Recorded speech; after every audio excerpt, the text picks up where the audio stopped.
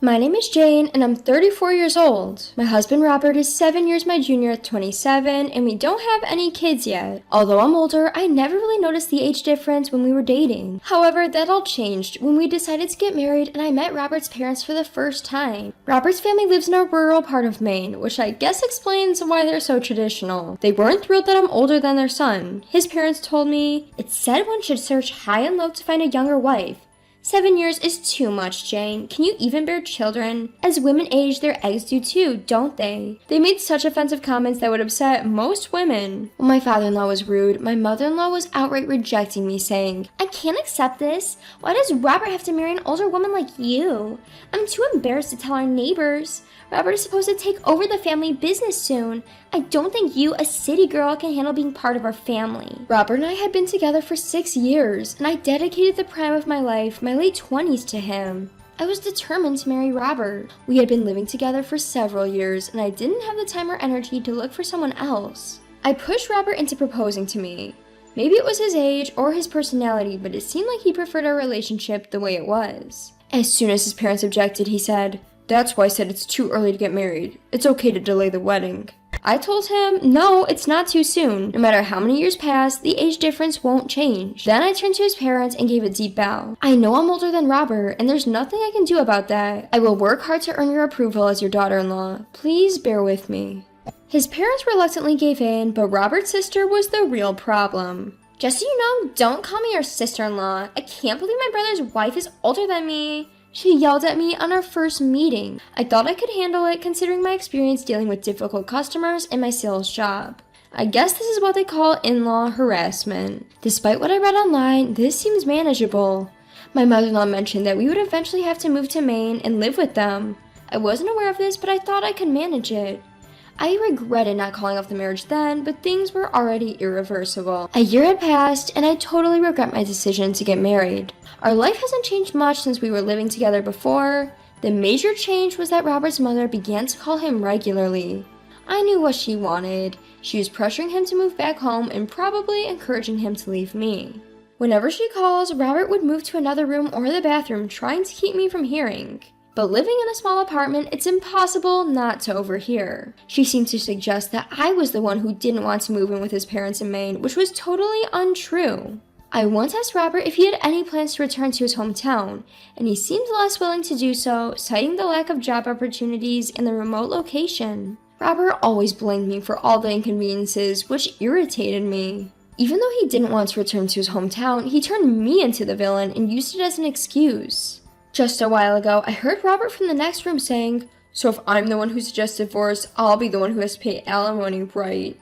He doesn't want to divorce not because he loves me, but because he doesn't want to pay alimony. Accidentally overhearing Robert's real thoughts was disappointing.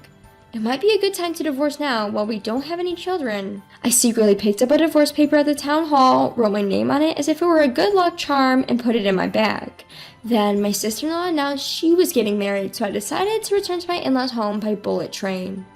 Despite referring to Robert as their heir, our wedding ceremony ended with just a family dinner due to the strong desire of his wealthy family, while my sister-in-law's wedding is apparently going to be a grand event. Even so, I didn't want to be accused of failing to meet family obligations, so I decided to attend the wedding. Since the wedding was on the middle day of a 3-day holiday, Robert and I stayed at his parents' house from the day before.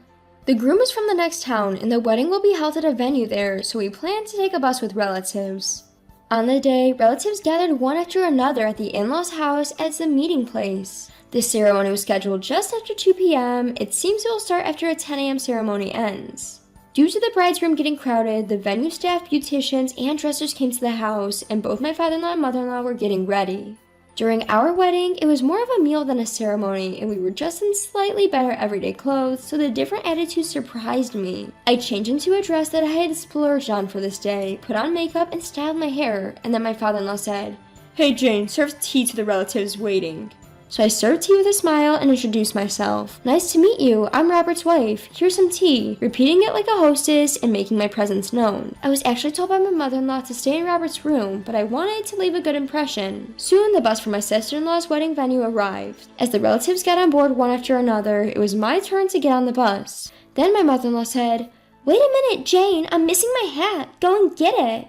"You mean a hat for the black formal dress?" I wondered about wearing a hat with a black dress, but she insisted. It's in my closet. It's my mother's keepsake. Hurry up and get it. I thought that normally you wouldn't want to wear a hat with a dress, but it seemed she wanted to wear her keepsake on a special day. Okay, I'll go look for it.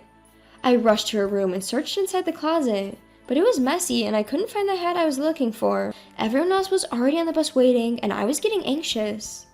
This must be it. I think it must have been about 5 minutes. I found a box that seemed to contain a hat, checked the contents, and dashed to the front door, but the bus that should have been there was gone. My entire in-law family and my husband had boarded and left, leaving me behind. You've got to be kidding me. I was dumbfounded and rubbed my eyes several times, but the bus was nowhere to be found. In my panic, I tried to find my phone, but then I remembered I'd put it in my bag. Since I had left my bag on the bus along with the luggage, it must have gone on the bus in my place. I knew the name of the venue, but I didn't know the phone number. Without my phone, I couldn't contact my husband, and without my wallet, I couldn't take a taxi there. What should I do? I turned pale at the thought, but then reconsidered, do I really need to go to the wedding? After all, I've completely lost the mood to celebrate a wedding. If it were just relatives I was meeting for the first time, that would be one thing, but my in-laws and even my husband knew I wasn't on board. They left me behind anyway, which seems malicious no matter how you look at it. The word divorce crossed my mind, but it's not fun to just get a divorce. I need revenge. After some thought, I came up with a good idea. This is it. I went outside and said, "Hello!" And so with a smile, I began my revenge. The relatives, in-laws, and my husband didn't return on the bus until after 5 p.m. Everyone was quite drunk. I had finished preparing for my revenge and had gathered all the luggage except for the bag that had been put on the bus. I used the phone book by the home appliances in the in-laws' house to look up the number of a taxi company and arrange for one to come 30 minutes after the bus arrived. All preparations were complete. I went out to greet the bus with an innocent face. Robert looked guilty the moment he saw me, but he didn't say anything. My in-laws ignored me and were seeing off the relatives. The relatives glanced at me, but they just got in the cars that had come to pick them up and left. I wish Robert would at least apologize, but that's the kind of man he is. I said to Robert with a smile, "Welcome home." Relieved, Robert said, "I'm home. I didn't realize you weren't on board. I felt bad, but the ceremony was starting, so I couldn't come to pick you up," and started making excuses. I ignored Robert and silently searched for my bag among the luggage. "You've got to be kidding me! Liar!" I shoved the divorce papers in my bag into my husband's hand. What does this mean? What is this? You're joking, right? I really didn't realize it." When Robert realized that what he had been handed was a divorce paper, he started to panic, but I said, "Who knows? I'm surprised that you think such a childish lie would work, and what does it mean that you didn't notice? Are you going to say that you didn't remember my existence at all until the ceremony was over and you saw me?" The in-laws are the worst, but the real enemy was my husband, Robert. Robert was left speechless, but after seeing off the relatives, my father-in-law gave him a pat on the shoulder and said, "Come on, both Robert and we just forgot, right? Pulling out divorce papers over this, city girls really lack spine, don't they?" He seemed to be in favor of the divorce. After seeing the divorce papers, his mother-in-law smirked and said, "I knew it. City girls are no good. She was never suited for a family." This really infuriated me. You guys are really brazen. If that's the case, you should have only invited my husband and held the wedding without me in the first place. Why did you make me come all the way here and then just leave me behind? Any girl, whether she's from the city or the country, would be angry if you treated her like this. When I lost my temper and shouted, my mother-in-law retaliated. "We never intended to invite you from the beginning. We didn't even prepare a seat for you. Robert misunderstood and brought you along." Excuse me? Although I was taken aback, when I turned to look at Robert, he quickly looked away and made an excuse, blaming his mother. "She never told me to come alone, so of course I thought we were invited as a couple." But my mother-in-law's irrational anger continued. "Besides, why did you introduce yourself as the wife while serving tea? We didn't know Robert was married. We were embarrassed when the relatives at the venue asked why his wife wasn't there." "Well, that's what you get for not telling them, and it's strange that you tell me not to introduce myself," I retorted smugly. It seemed to have worked, as I had introduced myself to the relatives as Robert's wife. "So, you didn't acknowledge me and planned to eventually divorce me. That's why you kept our marriage a secret from the relatives and only held a small reception," I guessed. Both my stepfather and mother-in-law said nothing, but I knew I was right.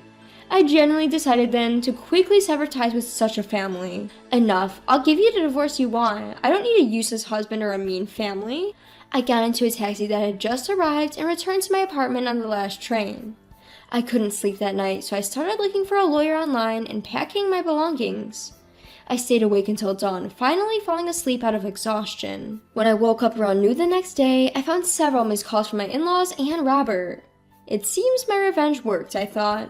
In fact, after being left behind, I had devised a revenge plan, but I didn't want to do anything dangerous or criminal.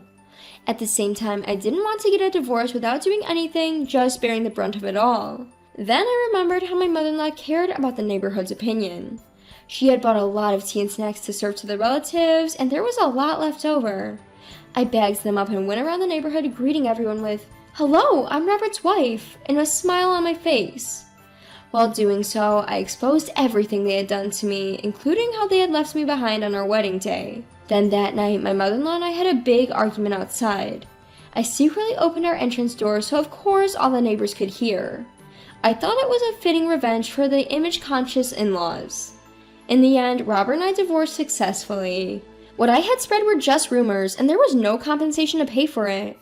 Having retained a proper attorney, I was able to claim compensation for past events, including the scandalous act of being abandoned at our wedding, and the division of assets turned out to be satisfactory. I feel quite relieved. My sister-in-law seems to have self-destructed after marriage. She hid her harsh personality to get married, but people can't change that easily.